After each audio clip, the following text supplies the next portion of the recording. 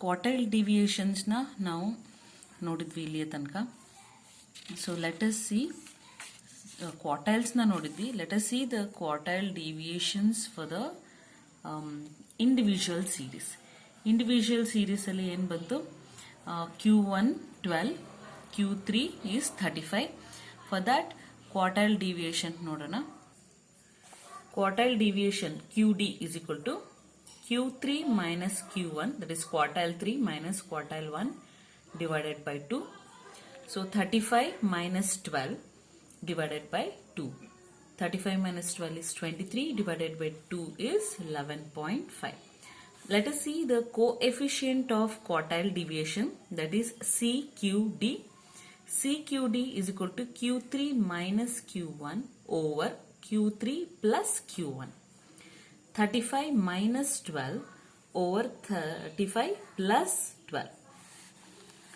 23 over 47, that is equal to 0.4894. ಅದನ್ನ ನಾವು 0.49 ಅಂತ ರೌಂಡ್ ಆಫ್ ಮಾಡಿ ಇಡಬಹುದು. ನೆಕ್ಸ್ಟ್ ನಾವು ಕ್ವಾರ್ಟೈಲ್ಸ್ ನ ನೋಡಿದ್ವಿ ಡಿಸ್ಕ್ರೀಟ್ ಸೀರೀಸ್ ಅಲ್ಲಿ. We saw the discrete series quartile, quartiles Q1, Q2, Q3, Q1 value 7 and Q3 value is 16. Let us see the quartile deviation ಮತ್ತೆ coefficient of quartile deviation for this problem. Q1 7, Q3 6. Quartile deviation is equal to Q3 minus Q1 over 2. That is 16 minus 7 over 2, 9 by 2, that is 4.5. Whereas coefficient of quartile deviation is equal to Q3 minus Q1 over Q3 plus Q1. 16 minus 7 over 16 plus 7, 9 divided by 23, that is coming to 0.3913. ಇದನ್ನ ಬೇಕಾದ್ರೆ round off ಮಾಡಿ 0.39 ಅಂತ ಬರಿಬಹುದು. Then we saw the quartile deviation in a continuous series. Continuous series ಅಲ್ಲಿ ನಾವು ಮಾಡಿದಾಗ what is the Q1 we got 10 ಮತ್ತೆ Q3 not Q2, Q3 is equal to 35.42. ನಾವಿಲ್ಲಿ Q1 ಮತ್ತೆ Q3 ಮಾತ್ರ ನೋಡ್ತಾ ಇದ್ವಿ ಕ್ವಾರ್ಟೈಲ್ ಡಿವಿಯೇಷನ್ಗೆ. Q2 ನೋಡ್ತಾ ಇಲ್ಲ because Q2 is equal to median. Quartile deviation ಗೆ we require Q3 as well as Q1 ಅಷ್ಟೇ. Let us see the quartile deviation where Q1 is equal to 10 and Q3 is equal to 35.42. Quartile deviation is equal to Q3 minus Q1 by 2, that is 35.42 minus 10 divided by 2, that is 25.42 divided by 2. So QD quartile deviation is to 12.17. Coefficient of quartile deviation is equal to Q3 minus Q1 over Q3 plus Q1. You can write in bracket also, not an issue. ಒಂದೊಂದರಲ್ಲಿ brackets ಇದೆ, so bracket ಬರಿಬೇಕಾ ಇಲ್ವಾ confusion ಇರುತ್ತೆ. You can write bracket, not an issue. So here 35.42 minus 10 over 35.42 plus 10, that is equal to 25.42 divided by 45.42. So 25.42 ಮತ್ತೆ 45.42 division ಮಾಡಿದ್ರೆ ನಮಗೆ ಬರೋ value 0.5597 ಅಥವಾ ನಾವು ಏನು ಬರಿಬಹುದು 0.56, ಬಿಕಾಸ್ ನೆಕ್ಸ್ಟ್ ನಂಬರ್ನ ನೋಡಿ ನಾವು ರೌಂಡ್ ಆಫ್ ಮಾಡಬೇಕಾಗುತ್ತೆ. 5 ಗಿಂತ ಜಾಸ್ತಿ ಇದ್ರೆ ದ ನಂಬರ್ ಥರ್ಡ್ ನಂಬರ್ ನೋಡಿ ಸೆಕೆಂಡ್ ನಂಬರ್ನ ನಾವು ಚೇಂಜ್ ಮಾಡಬೇಕಾಗುತ್ತೆ. So till here we got to know about the quartiles, quartile deviation, coefficient of quartile deviation. ಮತ್ತೆ ಇನ್ನೊಂದು ಎಕ್ಸಾಂಪಲ್ ನೋಡ್ಕೊಂಡು ಹೋಗೋಣ, different example in this particular video. Let us see the quartile deviations. See here, calculate coefficient of quartile deviation for the following data. 100, 105, 111, 118, 108, 105, 101, 112, 22, 125, 112, 104. So ಇದನ್ನ ನಾವು ascending order ಅಲ್ಲಿ ಹಾಕೋಬೇಕಾಗುತ್ತೆ. Ascending order ಹಾಕೊಂಡು frequency we know how many times it has come. 105 has come for 2 times. 105 has come only 2 times. Ide ಎರಡು ಸರಿ ಬಂದಿರೋದು, ಇನ್ನೆಲ್ಲ 1 1 1. So after that what we have to do is we have to calculate the cumulative frequency for this.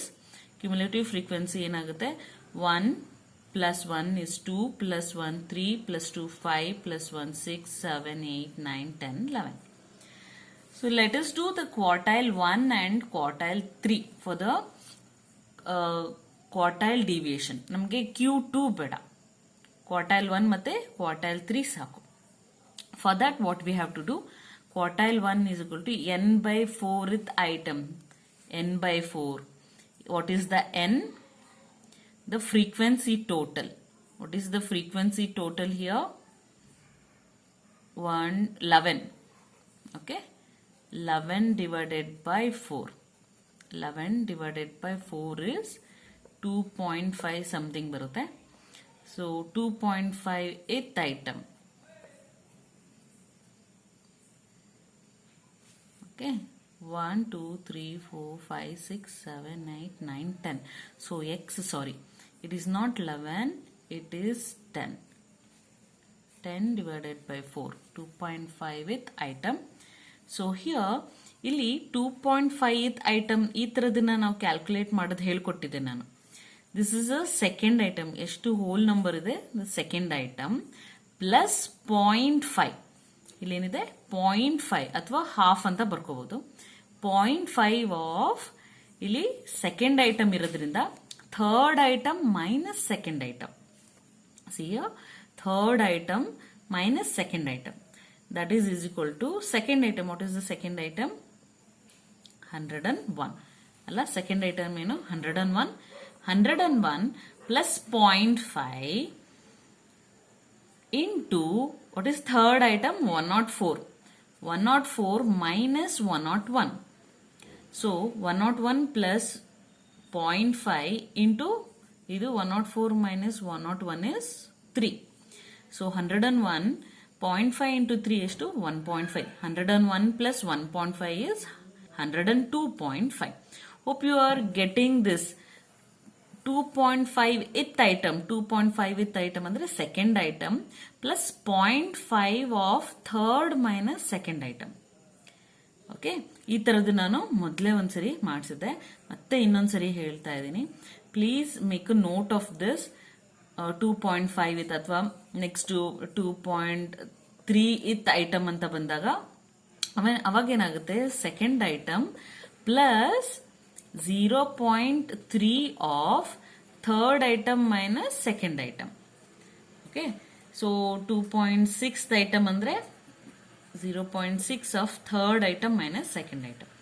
So ಈ ತರ ಬರುತ್ತೆ. Next will see the Q3. Q3 ಏನಾಗುತ್ತೆ, 3 into n by 4 ith item ಆಗುತ್ತೆ. Q3 is equal to 3 into n by 4 ith item, that is 7.5. n is to 10, 7.5 ith item. So here seventh item plus 0.5 of 8th item minus 9th item. What is 7th item? 1 2 3 4 5 6 7. This is 7th item, this is 8th item. So 112 plus 0.5 of 118 minus 112. Nodili 112 0.5 of 118 minus 112. So 118 minus 112 ಏನು 6. 0.5 of 6 is 3. Alla? So 112 plus 3 is equal to 115.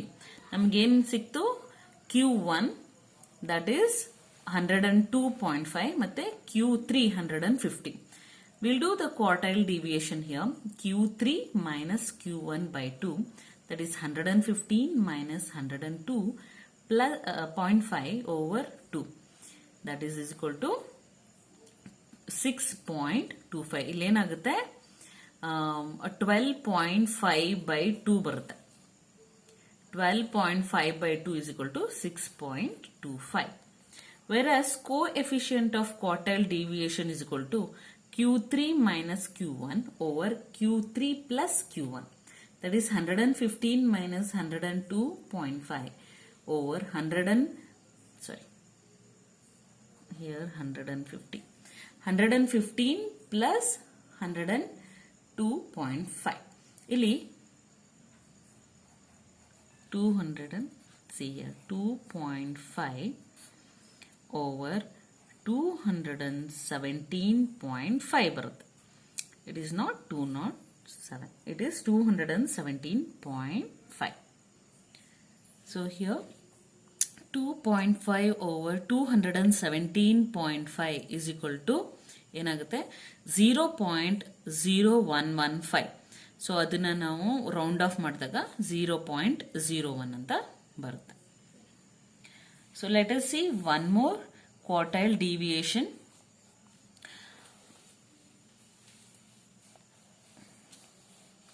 X is equal to 15, 25, 35, 45, 55, 65, 75. Frequency is equal to 3, 2, 7, 9, 12, 6, 3.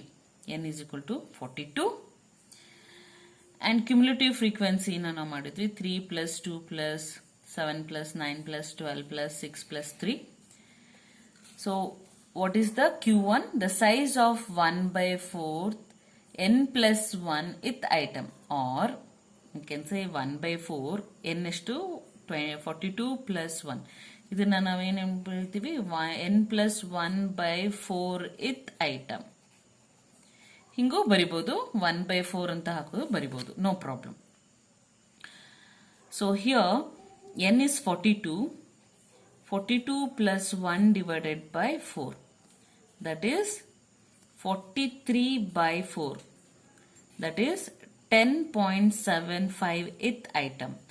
So here 10.75 cumulative frequency ಎಷ್ಟು ಬರುತ್ತೆ after 5 in this 12. So 10.75 it will come here. That means the Q1 value ಏನಾಗುತ್ತೆ 35. ಹಾಗಾಗಿ ಇಲ್ಲಿ 35 ಆಗಿದೆ. In the same way Q3 ಏನು the size of 1/n, ಅದ್ರ ಬದಲು ಏನು the size of 3n plus 1/4 ith item. ಹಂಗ್ ಮಾಡಿದಾಗ ಏನ್ ಬರುತ್ತೆ 3 into 42 plus 1, 127 divided by 4, that is 31.75 ith item. 31.75 ith item ಅಂದ್ರೆ 31. So 22 ಆದ್ಮೇಲೆ 33. So 33 includes 31.75. ಹಾಗಾಗಿ corresponding x value ಏನು 55. So Q3 is equal to 55. So direct ಆಗಿ ನಾವು ಕ್ವಾರ್ಟೈಲ್ ಡಿವಿಯೇಷನ್ ಹೊಟ್ಟೋಗೋಣ. ನಮಗೆ Q2 ಬೇಡ, ಇಲ್ಲಿ Q1 Q3 ಇದ್ರೆ ಸಾಕು. Q3 minus Q1 divided by 2 is equal to 55 minus 35 divided by 2, that is 20 divided by 2, 10. ಆಯ್ತಾ? ಇಲ್ಲಿ ಸ್ಟೆಪ್ಸ್ನ ಬಿಟ್ಟು ಬಿಟ್ಟು ಮಾಡಿದ್ದಾರೆ. So you can write the whole steps. Then coefficient of quartile deviation is equal to Q3 minus Q1 over Q3 plus Q1. That is 55 minus 35 over 55 plus 35. 20 divided by 90. So quartile coefficient of quartile deviation CQD. CQD idu QD quartile deviation. That is 0.22. Okay, let us see one more problem. From the following data, calculate coefficient of quartile deviation. Less than 10, less 20, 30, 40, 50, 60 up to 90 number of labors. Here less than 10. ಹಾಗಾಗಿ ಇದನ್ನ ನಾವು class ಇಂಟರ್ವಲ್ಗೆ change ಮಾಡ್ಕೋಬೇಕಾಗುತ್ತೆ. So we are changing the wages, that is class interval. Less than ಇರೋದ್ರಿಂದ 0 to 10. If it is more than 10 to 20 ಹೋಗೋದು. Hope you are getting my point. This is less than. Less than ಇರೋದ್ರಿಂದ 0 to 10 ಆಯ್ತು. If it is more than 10 to 20 ಅಂತ start ಆಗೋದು. You are getting my point? Okay, let us see the class interval here. Because it is less than, it is 0 to 10, 10 to 20. Here ಏನು less than 10, less than 20. ಹಾಗಾಗಿ ಇದೇನಾಯ್ತು, 0 to 10 ಆಯ್ತು, 10 to 20 ಆಯ್ತು. So ಹಂಗೆ ಇದು continue ಆಯ್ತು up to 80 to 90. So number of laborers, this is the frequency 5, 7, 3, 10, 5, 8, 2, 5, 5. N is equal to 50. Then we'll make a less than cumulative frequency. That is 5, 12, 15, 25, 30, 38, 40, 45, 50. So let us find the value of quartile 1 and quartile 3. What is quartile 1? The size of n by 4 ith item. ನಮ್ಗೆ ಏನ್ ಬೇಕು? C value ಬೇಕು. ಸಾರಿ, m value ಬೇಕು. m value ಏನು? ನಾವು ಏನ್ ಬರೀತಾ ಇದ್ವಿ? L1 plus m minus C over F into I. So ನಾವು ಇದನ್ನ ಮೀಡಿಯನ್ಗೆ ಯೂಸ್ ಮಾಡ್ತಾ ಇದ್ವಿ. ನಾವು ಕ್ವಾರ್ಟೈಲ್ಸ್ಗೆ ಯೂಸ್ ಮಾಡ್ಬೇಕಾದ್ರೆ instead of m will put n by 4 directly. So ಯಾಕಂದ್ರೆ ನಮಗೆ ಕ್ವಾರ್ಟೈಲ್ 1 ಬೇಕು ಆಸ್ ವೆಲ್ ಆಸ್ ಕ್ವಾರ್ಟೈಲ್ 3 ಬೇಕು. ಕ್ವಾರ್ಟೈಲ್ 3ಗೆ m ವ್ಯಾಲ್ಯೂ ಏನಾಗುತ್ತೆ? 3 ಇಂಟು n by 4 ಆಗುತ್ತೆ. ಸೊ ಅಲ್ಲಿ ಕನ್ಫ್ಯೂಷನ್ ಆಗುತ್ತೆ ಅಂತ ಆ ಒಂದು ಕಾರಣಕ್ಕಾಗಿ ನಾವು instead of m what we are putting here direct n by 4. ಓಕೆನಾ? Let us go for first to understand which quartile class interval it will come. Q1 ಯಾವ ಕ್ಲಾಸ್ ಇಂಟರ್ವಲ್ ಬರುತ್ತೆ ಅಂತ ನೋಡೋದಕ್ಕೆ ಫಸ್ಟ್ ಏನ್ ಮಾಡ್ತೀವಿ ನಾವು? n by 4 ಮಾಡ್ತೀವಿ. n by 4 ith item. What is this? 50 by 4 is 12.5th item. Where this cumulative frequency for 12.5, 12 ಬಂದ್ರೆ 12.5 ಆಗಲ್ಲ. So it has to go to 15. 15 ಅಂತ ಬಂದಾಗ corresponding class interval 20 to 30. See here ನಾವ್ ಯಾಕೆ ಇದು 12.5 ಈ 12ಗೆ ಕ್ಯುಮುಲೇಟಿವ್ ಫ್ರೀಕ್ವೆನ್ಸಿ ತಗೊಳ್ಳಲ್ಲ? Because it is up to only 12. 12.01 ಇಂದ ಏನಾಗುತ್ತೆ? ನೆಕ್ಸ್ಟ್ ಲೆವೆಲ್ ಕೊಟ್ಟೋಗುತ್ತೆ. ಓಕೆನಾ? ಸೊ ಹಾಗಾಗಿ ನೆಕ್ಸ್ಟ್ ಲೆವೆಲ್ ಬಂದಿದ್ರಿಂದ 15 ನಾವೇನ್ ಮಾಡ್ತೀವಿ? ಕರೆಸ್ಪಾಂಡಿಂಗ್ ಕ್ಯುಮುಲೇಟಿವ್ ಫ್ರೀಕ್ವೆನ್ಸಿ ಅನ್ಕೋತೀವಿ. ಅದ್ರ ಮೇಲ್ಗಡೆ ಇದನ್ನ ನಾವು ಸಿ ಅಂತ ಹೇಳ್ತೀವಿ. Okay, C, because this is a previous cumulative frequency of the corresponding cumulative frequency. So ಅದ್ರದ್ದು ಕರೆಸ್ಪಾಂಡಿಂಗ್ ಕ್ಲಾಸ್ ಇಂಟರ್ವಲ್ 20 to 30. ಅದ್ರದ್ದು corresponding frequency is 3. This is F ಆಯ್ತಾ? This is L1 and this is L2 for the Q1 and this is C for what? Q1, quartile 1. So let us see.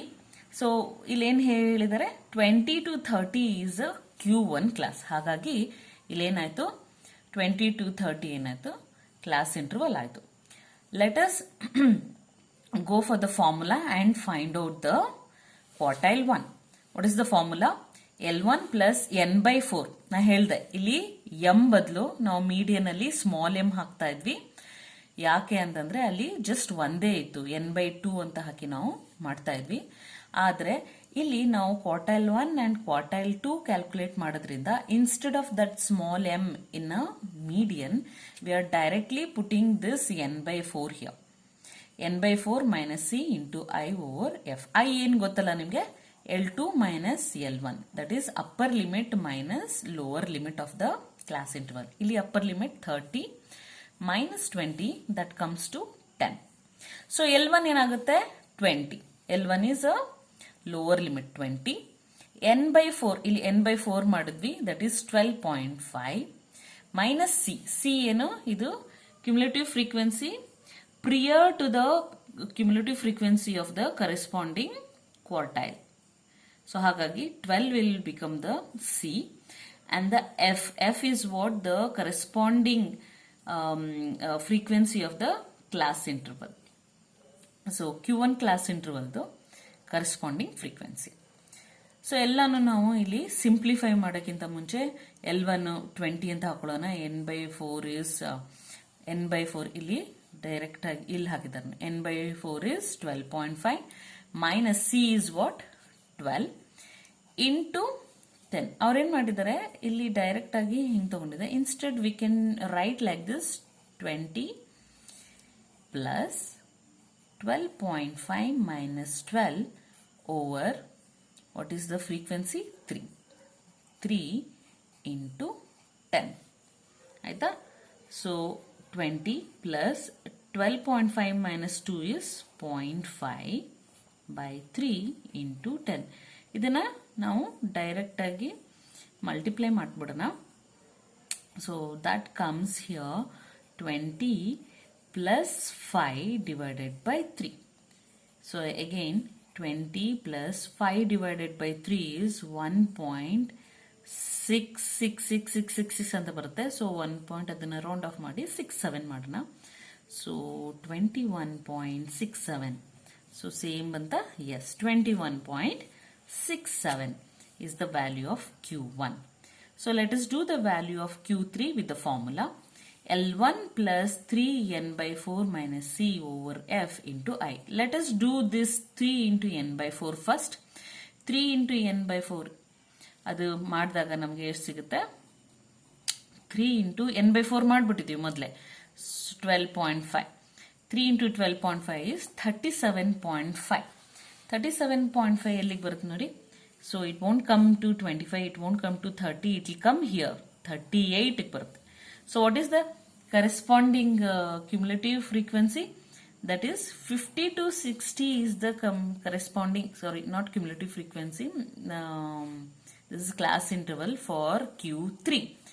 Q3 ಇದು class interval ಎಷ್ಟಾಯ್ತು? 50 to 60. Then L1 is 50 and L2 is 60. And this will become F. And previous to 38, this will become C for what? Q3. So ಎಲ್ಲಾನು ವ್ಯಾಲ್ಯೂನ change ಇದು ಮಾಡೋಣ, ಹಾಕೋಣ ಇದಕ್ಕೆ. So since ನೋಡಿ, all these things we have done. Q3 is equal to 50 ಆಗುತ್ತೆ. 50, 37 minus 5, 37.5 minus 30. ಎಷ್ಟು? C is 30. F is, what is the value of F is 8. So 10 is I. ಇದನ್ನ ಮತ್ತೆ ಚೇಂಜ್ ಮಾಡ್ಕೊಳ್ಳೋಣ, ಅವರು ಬೇರೆ ತರ ಬರ್ತಿದ್ದಾರೆ. So here 37.5 minus 30 over frequency is 8 into 10. So 50 plus 37.5 minus 30 is 7.5 over 8 into 10. ಇದನ್ನ multiply ಮಾಡ್ಬಿಡೋಣ. 50 plus 75 by 8. That is 50 plus ಎಷ್ಟಾಗುತ್ತೆ? 75 by 8. ಎಂಟಾಲ್ ನಾಗುತ್ತೆ 9. 8 9s are 72. Again 3 will be there. 3s are 24. Again 6.